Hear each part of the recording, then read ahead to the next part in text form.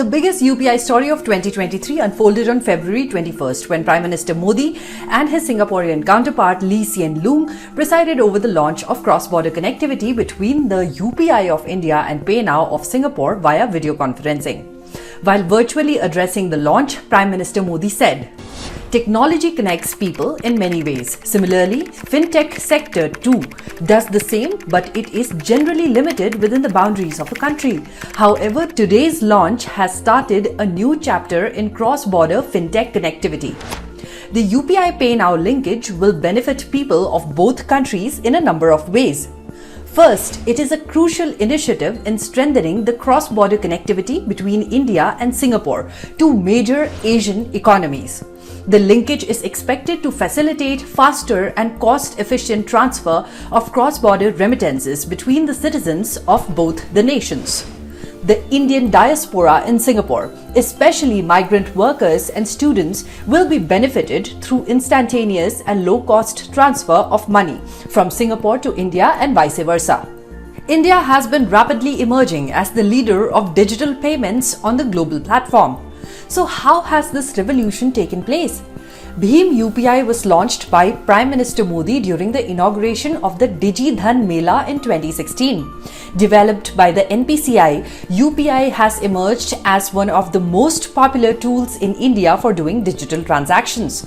This is evident by the fact that a 200% increase in digital transactions has been recorded in India since the last 4 years. The volume of digital transactions in India increased from 2,326.02 crores in 2018-19 to 7,197.68 crores in 2021-22. In 2021-22, 45 billion UPI transactions were recorded, a growth of 8 times in the last 3 years.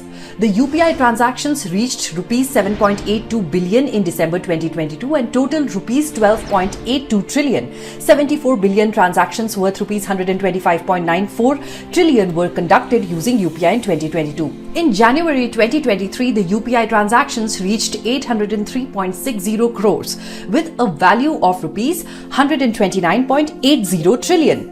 Strengthening digital payment systems of India has been a major goal of Digital India. Prime Minister Modi has emphasized that the benefits of UPI should benefit other nations as well. The government has thus been working actively on making UPI international. At the G20 Digital Economy Working Group meeting in Lucknow, Minister for Railways, Communications, Electronics and Information Technology Ashwini Vaishnav had said that India has signed Memoranda of Understanding with 13 countries who want to adopt the UPI for digital payments. He stated, and I quote, "All over the world, you will see that just a handful of companies have monopolized the digital ecosystem. It is only in India that we have created a system which is open and free for all." UPI is a top-notch payment platform that is fully open and able to work with other systems. Ever since UPI was launched as a payment system in India, it has not just transformed the financial landscape for Indians, but it is now gaining popularity worldwide as an advanced digital payment system and is being adopted by other countries too. Here's a look at some countries across the world that have partnered with India's UPI. Bhutan. NPCI International Payments Limited or NIPL, the international arm of National Payment Corporation of India and Royal Monetary Authority or RMA of Bhutan partnered for enabling and implementing Bhim UPI QR-based payments in Bhutan. Nepal. Nepal became the first foreign country to deploy UPI as a payment platform, operationalizing person-to-person, person-to-merchant and cross-border payments with a collaboration between Nepal's Manam Infotech and Gateway Payments Service. Malaysia. Merchant Trade Asia has partnered with NPCI International to offer real-time remittances to India. This partnership has enabled merchant trade and its network to connect to NIPL and facilitate remittance to beneficiary banks in India via UPI. Oman. The Memorandum of Understanding signed between Central Bank of Oman and NIPL has enabled Indian RuPay cards and the UPI platform in Oman to facilitate seamless digital remittances to benefit Indian workers and professionals. UAE.